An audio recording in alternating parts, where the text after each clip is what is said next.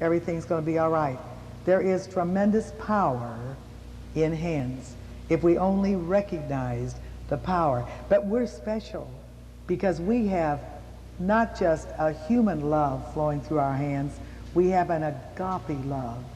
We have the compassion of the Lord Jesus Christ, and we have the power of his resurrection flowing through our hands. Now, sometimes on the sick. Now, there's a lot of important things to say about touching. As a matter of fact, Charles and I, over this weekend, saw a very interesting film, and it was concerning a new mother and a new baby. We were in a motel room, and we just flipped it on for a few minutes as we were getting dressed, but it really made a tremendous impression upon me.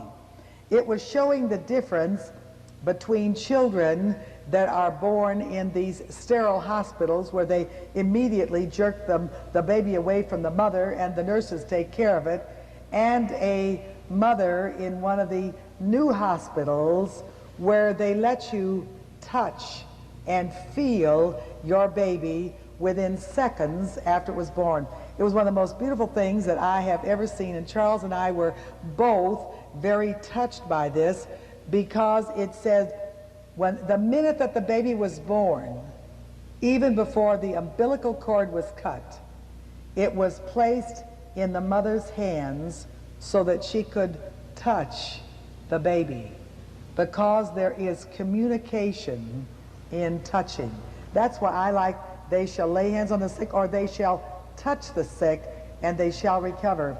And it was beautiful as we saw this new mother, and they said the first thing that you do is just touch them with the finger. And we saw her just rubbing her fingers over this new little baby, and you could see the peace and the joy and the happiness. You could just see in this brand new little bitty baby that wasn't just seconds old responding to that touch.